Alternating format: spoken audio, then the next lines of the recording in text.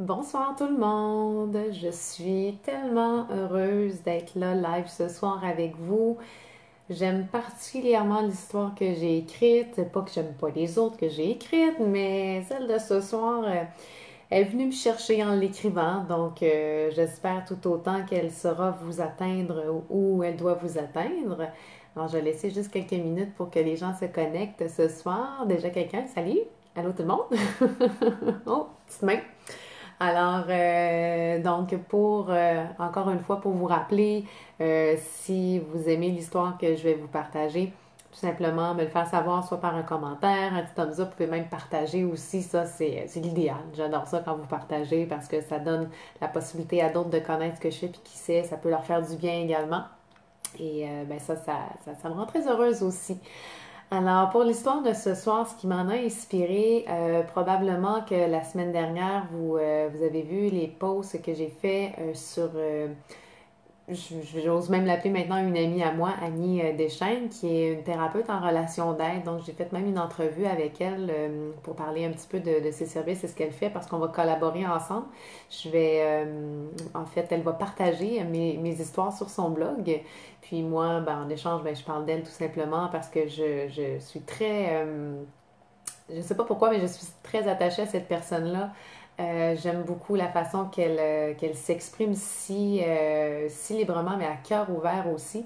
Puis si vous étiez là la semaine dernière, et en fait que vous avez écouté l'entrevue qu'on a fait ensemble, elle a parlé premièrement de son livre qu'elle va publier très très très bientôt, donc dans la première semaine d'octobre, si je ne me trompe pas, qui va s'intituler Nu. Et elle parlait justement qu'elle, Annie, c'est une ancienne danseuse nue et qu'il n'y a pas si longtemps que ça, donc c'était en juin dernier, elle a finalement quitté les bars de danseuse parce qu'elle trouvait que c'était plus en cohérence avec ce qu'elle faisait comme thérapeute en relation d'aide. Et elle en parle tellement ouvertement, parce qu'elle se dit tout simplement que d'être le plus vrai possible avec les gens autour d'elle, ben, ça permet d'attirer à elle des gens qui sont super vrais. Puis que si elle avait plus honte de ce qu'elle avait fait, ben ça va faire en sorte que les gens qu'elle peut accompagner aussi vont pouvoir sentir que c'est possible de se libérer de cette honte-là, du jugement, surtout que les gens ont euh, en fait, des gens peut-être qui dansent, peu importe, mais c'est du jugement en général. Et c'est surtout le fait qu'elle-même s'est libérée de son propre jugement par rapport à ça. Puis waouh, ça me touche beaucoup, ça m'impressionne même, j'élève mon chapeau pour tout ça. Et c'est elle qui m'a inspiré l'histoire de cette semaine que moi aussi j'ai tout simplement intitulée Nu. Et c'est une histoire, c'est ma plus longue jusqu'à maintenant, donc pour moi, vous ne le voyez pas, mais elle fait 5 pages. Puis, j'avais pas envie de la raccourcir. Tous ces mots-là étaient à leur place. Puis, mes doigts sur le clavier, c'était facile pour moi de l'écrire parce que même j'ai connecté avec le personnage, je me suis reconnue là-dedans, puis je me suis dit, ouf, je pense qu'il va y avoir plusieurs qui vont se reconnaître là-dedans. Euh, Plusieurs femmes peut-être aussi, les hommes aussi, mais les femmes particulièrement parce qu'on a tendance à beaucoup juger et à être très, très, très sévère et dur envers soi-même. Alors, ben, je vais t'en faire la lecture ce soir, puis j'espère que tu vas apprécier. Donc, je te fais la lecture de l'histoire intitulée Nu. Elle ne pouvait pas croire que les amis de son futur mari avaient osé. Marie croyait qu'elle était révolue cette époque où le pas encore marié se faisait traîner dans un bar de danseuses nues pour profiter de ses derniers jours de dit célibat. Elle avait soudainement une toute autre opinion des amis de son futur mari, ou au contraire, est-ce que cela ne venait pas confirmer ce qu'elle avait toujours pensé d'eux? Des gars immatures, avec un ballon de football à la place du cerveau, dont les yeux s'entrechoquaient devant la naissance d'un décolleté. Vous êtes tellement cro-magnons, les gars, s'écria Marie devant son futur époux Bernard et ses 5 amis qui joueraient les hommes d'honneur à leur mariage. Premièrement, Marie, ce n'est pas un bar de danseuses nues, mais un spectacle de charme, argumenta Guillaume, l'artiste du groupe et le meilleur ami de l'homme de sa vie. Vexé par le comparatif peu flatteur, Guillaume ajouta: Et deuxièmement, on le sait, toi, Marie, t'es tellement coincée que tu ne saurais même pas voir l'art et la beauté derrière ce genre de spectacle. Moi? Coincée? Tempêta Marie.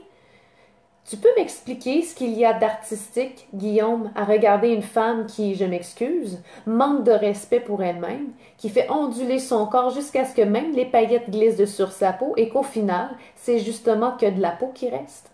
Guillaume, touché dans son âme d'artiste, lui répliqua. T'es tellement fermée et prise dans un cadre, Marie, que tu saurais même pas voir ce qu'il y a au-delà de la peau de ces femmes. Parce qu'il y a quelque chose à voir, Guillaume, aboya Marie. Oui, et je te mets au défi, Sainte Marie, de venir avec nous et de le constater toi-même. Ça t'ouvrira peut-être un peu l'esprit, gueula presque Guillaume. La Sainte Marie, pas si coincée, accepte ton défi, répondit Marie en tirant en direction de Guillaume des flèches empoisonnées avec ses yeux. Voyant que la conversation s'envenimait, Bernard prit la parole. Bon, ça va là, vous deux? Ça serait agréable que ma future femme et que mon meilleur ami restent en bons termes, parce que je n'ai pas envie de me départir de ni un ni l'autre, alors cessez de vous narguer. Mais chérie, il m'a traité de coincé et de fermé d'esprit. Tu me trouves coincé et fermé d'esprit, toi? Demanda Marie. Bernard ne voulait pas répondre à cette question, car il savait que son ami Guillaume n'avait pas tout à fait tort. Il eut un silence. Marie vit le malaise traverser les yeux de son doux mais pas honnête mari, puis Bernard vit que Marie le vit. Devant ce malaise installé, Bernard ne trouva qu'à dire Je suis peut-être trop Cro-Magnon pour avoir une opinion sur le sujet. Et l'espace d'une seconde, Marie réalisa qu'elle avait peut-être blessé celui qu'elle aimait avec ce commentaire, disons-le, pas très flatteur. La soirée entre amis, ou du moins si amis ils étaient toujours, prit fin. Marie et Bernard allèrent se coucher, la tête sur l'oreiller, et Marie dit doucement à son futur mari Je suis désolée de vous avoir comparé à des hommes de Cro-Magnon. Je ne peux seulement pas croire que tes amis t'amènent voir ce genre de spectacle. Non, mais ce n'est pas parce que je n'aime pas ce genre d'exhibition que je suis coincée. Et Bernard savait que dans cette question, Marie cherchait à avoir réponse à ce malaise qu'il y avait eu plus tôt. Son silence n'avait-il pas tout dit? Et puis, merde, si Marie était pour être la femme de sa vie, il se devait d'être honnête et de lui dire que Guillaume n'avait pas tort sur toute la ligne. Il se lança, avec le plus de tact possible. Marie, je sais que Guillaume t'a piqué avec ce commentaire, mais tu nous as tout autant piqué avec ta comparaison d'homme de Cro-Magnon. Ce n'est pas un homme de Cro-Magnon qui ferait le lavage et qui récurerait la cuvette. Et Marie reconnut qu'il avait raison. Son futur mari savait se débrouiller à merveille avec une brosse à récurer et du détergent à lessive. Il poursuivit. Et je t'avouerai qu'effectivement, je trouve que tu manques parfois d'ouverture d'esprit, ne serait-ce que par cette façon que tu as de juger les gens parfois. Si ce n'est pas comme toi, ce n'est pas convenable. Et puis, comme toi, qu'est-ce qu'exactement comme toi? Je vais bientôt t'épouser, Marie, et j'ai l'impression, qu'il y a tout un monde que je ne sais pas de toi. Car oui, tu es coincé, mais pas seulement en ce qui a trait au spectacle de charme, mais tu es coincé en toi-même. Il avait raison. Il y a tant de choses d'elle qu'elle ne lui avait pas dites de son passé, par peur d'être jugée. À cet instant même, cette peur prit le dessus et Marie sentit qu'elle n'avait d'autre choix pour se protéger que de feindre une mine insultée et de répliquer bêtement. Je tourne ma page. On verra bien si je serai si coincée quand je me joindrai à vous à votre spectacle de tout nu.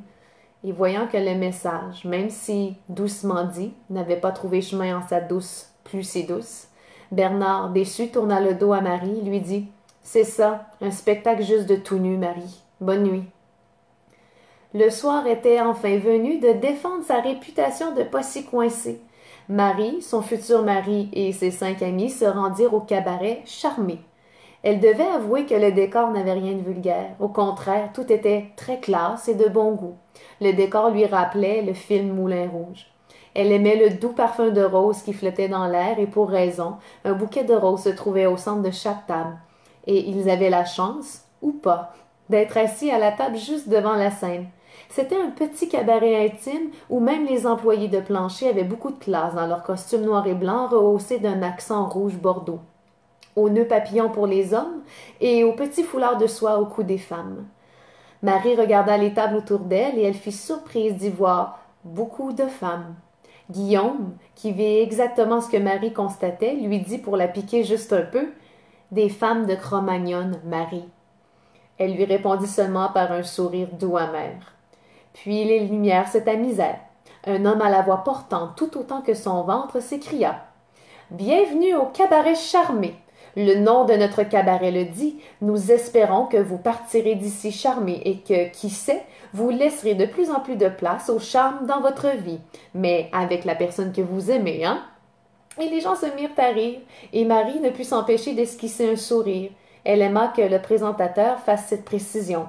C'est à ce moment qu'elle remarqua plusieurs couples amoureux qui se dévoraient tendrement des yeux. L'homme bien portant poursuivit. Les débuts de relations sont des moments marquants et inoubliables de tous les amoureux. C'est pour cette raison que nous débuterons la soirée avec une artiste marquante. Peut-être la connaissez-vous déjà, et si ce n'est pas le cas, vous allez bientôt la connaître et ne plus jamais l'oublier. Je vous invite à accueillir chaleureusement Grace. Les lumières s'éteignirent.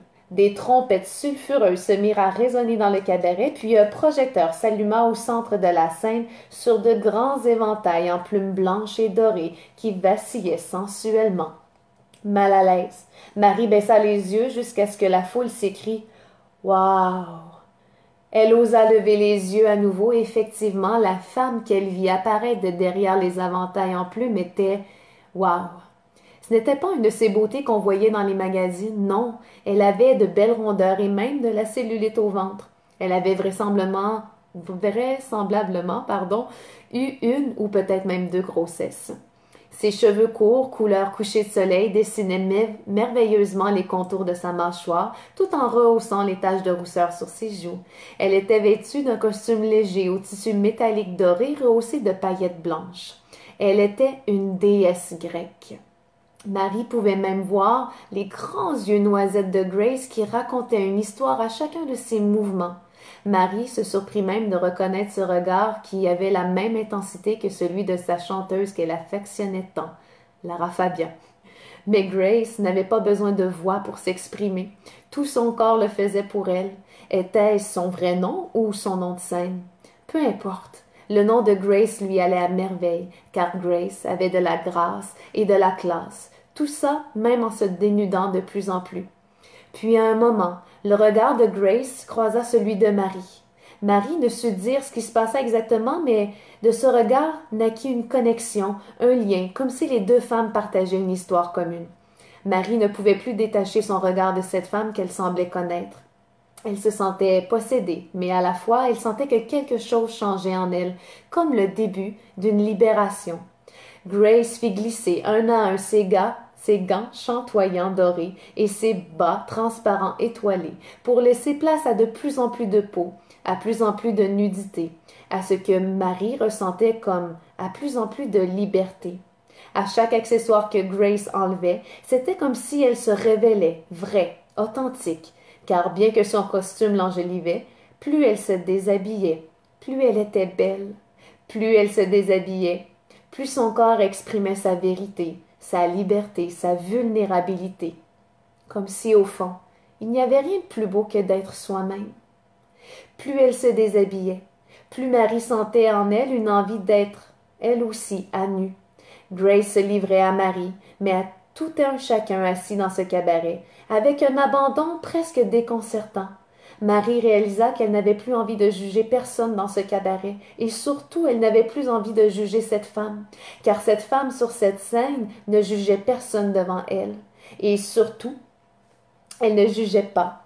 La maladie du jugement, Grace en était guérie, et c'est pour cette raison que les regards posés sur elle n'avaient rien de vulgaire. Les regards posés sur elle étaient comme celui de Marie, un regard d'admiration devant cette femme libérée, devant cette femme qui s'assumait telle qu'elle était. Marie sentit l'apogée de l'assumation de Grace lorsque cette dernière fit tournoyer son soutien-gorge pour ensuite le tirer dans sa direction. Marie n'avait plus aucun doute, Grace et elle avaient connecté. Ses seins délivrés.